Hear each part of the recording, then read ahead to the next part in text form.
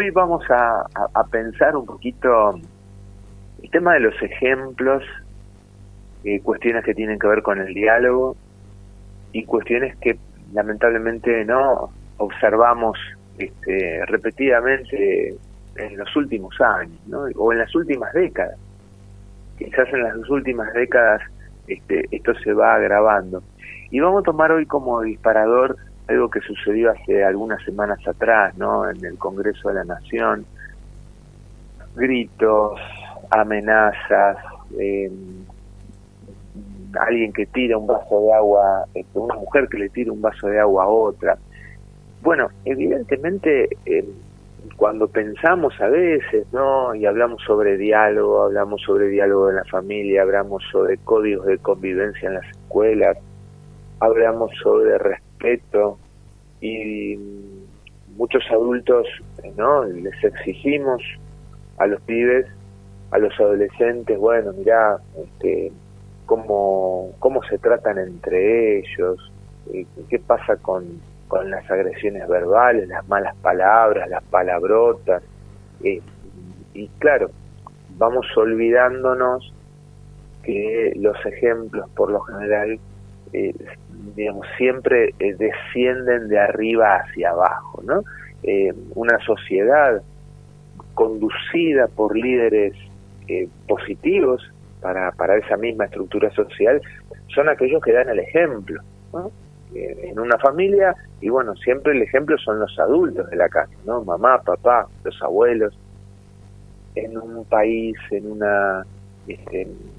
país como el nuestro, en una sociedad como la nuestra, y los ejemplos supuestamente tienen que venir de aquellos que supuestamente nos representan, ¿no? Vieron que el Congreso de la Nación se llama Honorable Congreso de la Nación, Honorable Cámara de Diputados, Cámara de Senadores. Aquí nosotros en Luján tenemos también la honorable, el Honorable Consejo Deliberante. Y cuando hablamos también de honor, de ética, tenemos que hablar de ejemplos.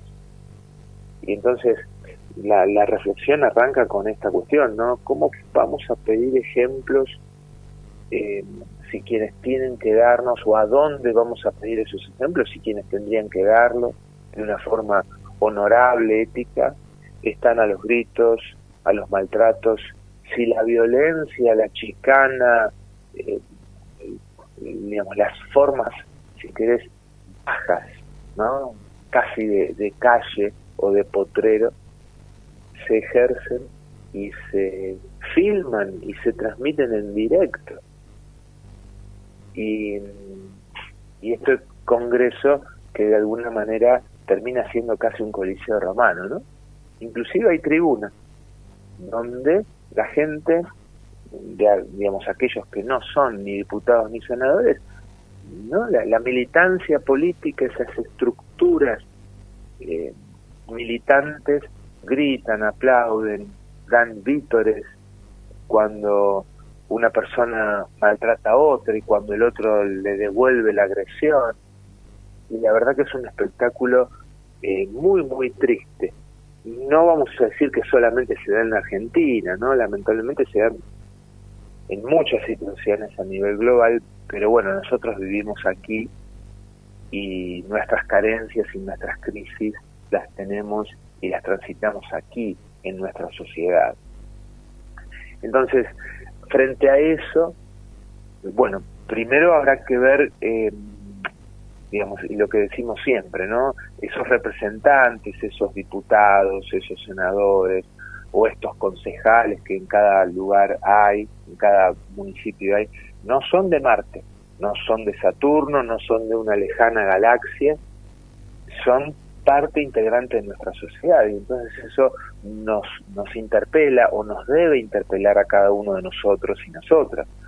¿Qué nos está pasando a nosotros concretamente que terminamos eligiendo ese nivel tan bajo de representantes, ¿no? Y bueno, ahí la cuestión del diálogo me parece que se hace necesaria, repasar un poquito qué es el diálogo, ¿no? El diálogo es una palabrita formada por di ese prefijo que significa dos, y logo, que viene de logos, de conocimiento. Todo diálogo es un conocimiento construido de a dos, un conocimiento que se construye desde dos lugares diferentes, ¿no? Que inicialmente son divergentes, o sea, uno piensa en algo y el otro quizás piensa de otra manera, pero que a través del diálogo se construye ese conocimiento colectivo entre dos posiciones diferentes y se llega a una tercera posición, en el mejor de los casos, superadora, ¿no? Pasa en una pareja, pasa en una sociedad, en un negocio, pasa en la familia. Obviamente que los seres humanos somos diferentes, tenemos diferentes puntos de vista, vivimos con estilos de vida, con valores diferentes, pero a través de la palabra, a través del diálogo, obviamente que nosotros llegamos a esa hermosa palabra que es consensos, ¿sí?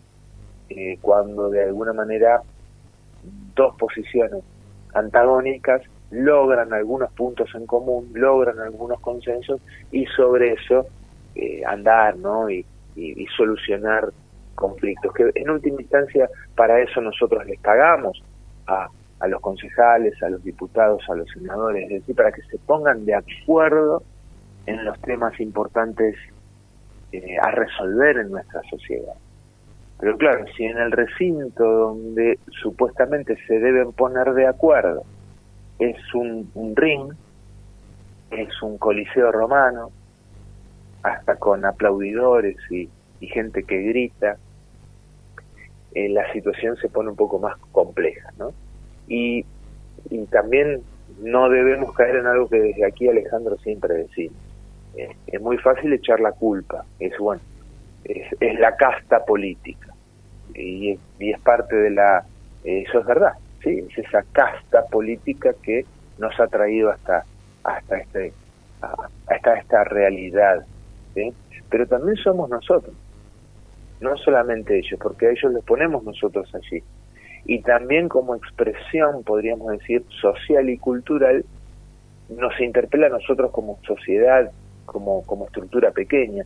Che, y en mi casa, también estamos los gritos, en casa tampoco hay consensos, y siempre digamos, el que la tiene más larga es el que se impone, el que grita más, o el que, bueno, yo traigo el sueldo más grande, así que se termina decidiendo lo que yo pienso, ¿no?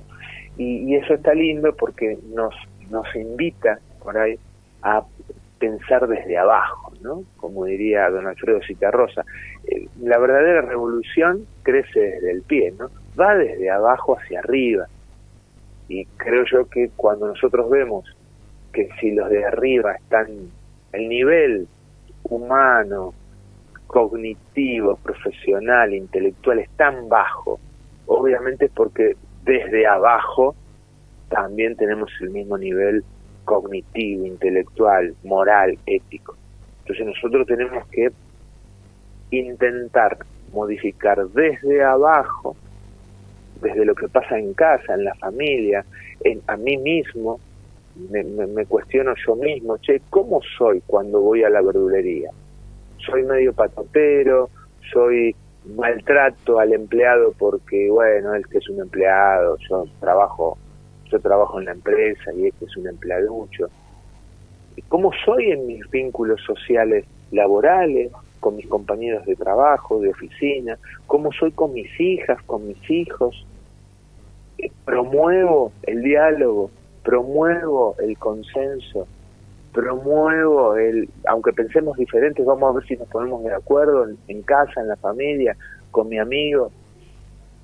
Yo creo que ahí viene un gran desafío que tenemos como sociedad, Alejandro, en cuanto a intentar mucho más usar el diálogo, y cuando la palabra no se usa, nuestra cabecita pasa a la acción, ¿no? Tenemos como dos grandes columnas, si querés: pensamiento y acción. El pensamiento va a incluir la reflexión lógica, el consenso, el diálogo, y cuando no hay nada de eso vamos a la acción. Por eso esa diputada le tira frente a la impotencia cognitiva y profesional de debatir o de rebatir un argumento, y bueno, ¿no?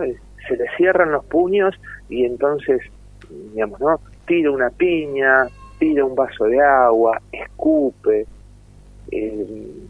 maldice al otro frente a millones de personas que la están mirando por televisión.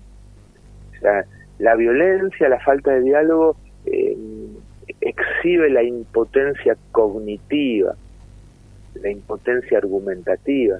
No, fijémonos en lo último que digo, prácticamente en la mayoría de los honorables consejos o en la mayoría de las honorables cámaras, el debate de ideas es muy poco, más bien es una suerte de muestro por qué digo tal cosa, o una rosca paralela en las comisiones o en la mesa del barcito de la esquina de la municipalidad, donde ahí se cocina, entre comillas, entre gallos y medias noches, distintos acuerdos.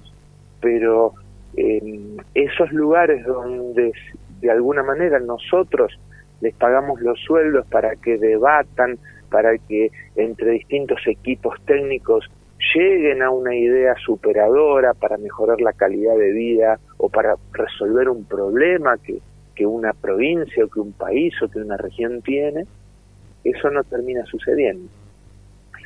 Pero lo que insisto, y con esto vamos cerrando la columna de hoy, es fácil señalar a los políticos, y está muy bien que ese señalamiento siga existiendo porque es verdad, pero también nosotros tenemos que mirarnos al espejo y decir cuántos de esos políticos somos nosotros, ¿no?